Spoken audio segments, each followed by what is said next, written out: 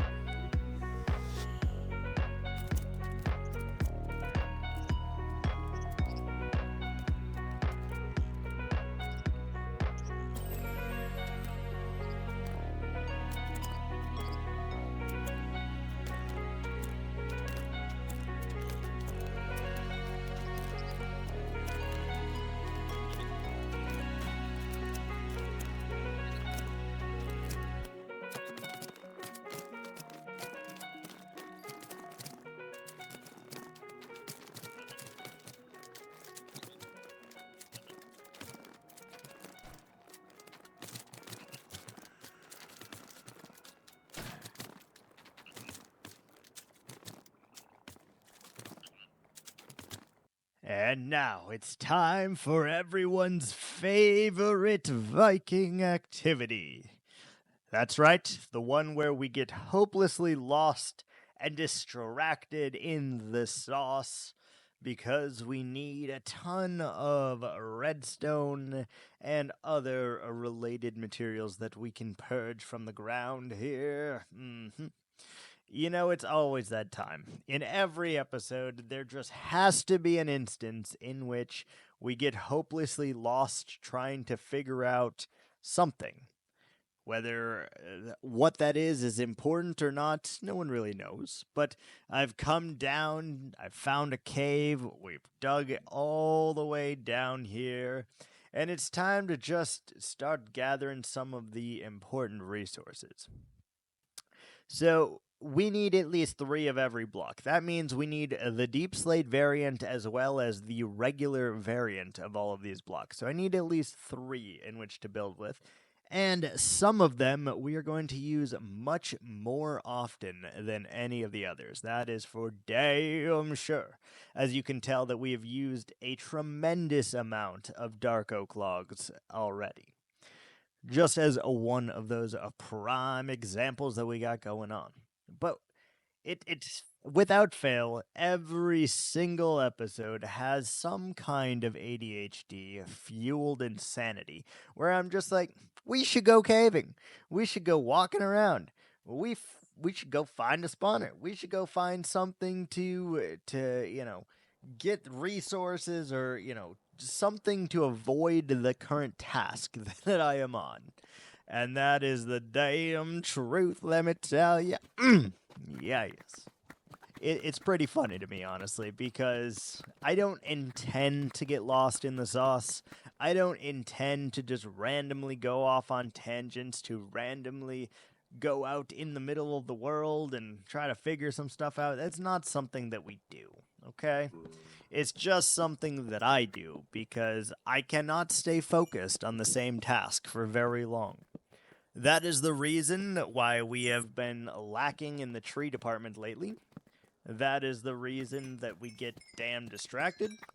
And it's also the reason that it takes me so freaking long to finish builds. Because, my god, do I get distracted. Just like, ooh, shiny thing. And then next thing you know it, we've gone on a whole ass adventure. And really don't have a whole lot to show for it, to be honest. But whole ass adventure, nevertheless, and it allows us to kind of, I would say, relieve some stress. But we're not stressed playing Minecraft. We're just playing Minecraft. But it did lead me to this next thing here. We found something that I've never seen before, and that is the trial chambers. I've seen videos of them and such like that, but I have never seen one myself. So, of course, we went to go in, and I decided to start fighting the breeze. Absolutely getting my ass kicked, though. We finally managed to slay him, get down to the bottom, and axe him right in the face. We axe him a question, you know how it is. And I quickly discovered that these trial chambers can be a lot, and that's interesting. So I did not expect that, and I thought they would be just another gimmick. But to be honest, the level of difficulty with these, I feel, is probably about right for most players. I feel like you could probably do better with with a sword than an axe, but I don't like to use a sword unless we absolutely have to. So I decided we're going to take most of the materials here because they are so freaking nice. They really are. We need a lot of copper as it is. We need a lot of tough brick as it is. And what better place to get them than right here? They are just primed for the taking, and everything is so readily available here that it is not a problem to start mining any of these things. That's great, because I really want to use a lot of those blocks.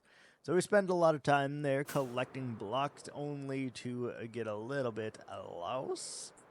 Trying to find our way home, obviously, and poof, there we go. And then the next random ADHD fueled nightmare starts and rears its ugly head. We need to make a bridge here to cross. Why? Well, I'm not really sure, because you really won't be able to go to this castle in the end. It's just going to be a thing in the background that you really won't see too often. I'm still going to make it so that you can go over there and explore if you need to, if you want to, whatever. But it is a dead end over here, so that is a weird thing that we gotta just kind of manage. But I think the bridge is coming along very nicely. I really love the use of these tough blocks, and what better way to pair them than with the very copper that they gave us from the trial chamber itself. So it took me quite some time, and obviously I cut out a lot of footage here, quite some time to figure out what I really wanted to do with this bridge here, because it needs to be relatively large while also maintaining its durability and its status here. So we needed things that would reach all the way to the ground and also give us some kind of unique shape, some unique asset that we haven't had in any other part of the build. But it makes it real easy because, just like that, we've used more parts of all the blocks here in the game. And I think it looks pretty nice. Probably add some more detail to it, but that is not for now, because the ADHD time has officially come to a close. Back to your regularly scheduled program. And here we are, trying out different stuff and things on the bridge. Trying some cyan wool, maybe, because I feel copper has also a cyan quality to it. Maybe we could make it work. Even tried a diamond block, because it is blue-ish, right? So we might be able to make it work, but no, this color does not work for me. It just doesn't seem right. Even adding in some blackstone decorations around it just doesn't seem right. Unless we were to move it back a block or something, I'm not really sure, but I just know that it doesn't work. And if it doesn't work, well, we don't want to do it, because this doesn't make any kind of sense. So we took the long road and we suffered cutting all of this wool out before deciding on a nice acacia background here. I think it looks pretty good. It is rather plain, but with a bridge that has vibrant colors such as this, you kind of need plain. Because if you don't have it, it makes things a lot more freaking difficult, let me tell you. So we're going to use the plain acacia here, and we'll obviously decorate it a little bit more, because it needs to have some kind of bridge-like quality, and it's not complete without some decor and ornaments on top of it here. But that is not a now thing. I think it looks good. It's two different textures, and it's good enough, at least for now, to make it work. And then, of course, we can come back and add improvements onto it.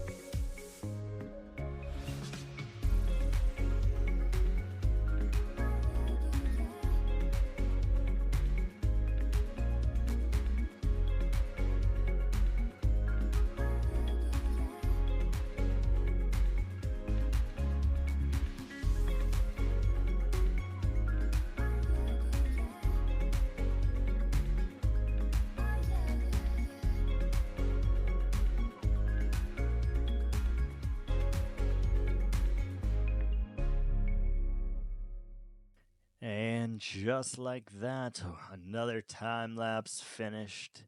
Another project. I was going to say done, but we both know that that is simply not the truth. It's not done, it never is. It's just a never ending stream of things that we still need to do. But we're making everything look very good, in my humble opinion, and it's just kind of working together in perfect harmony. We really needed to take care of the ground over here, and I went with our normal base palette here for our ground. But that is about to shift as we get to the other part of the town here, the other side of the woods. Mainly because we don't want the ground to be the same everywhere. And there are still a lot of blocks that we have not used yet. So we're going to have to work in those in and kind of degrade and change the texture of the grass here as we go and as we extend on.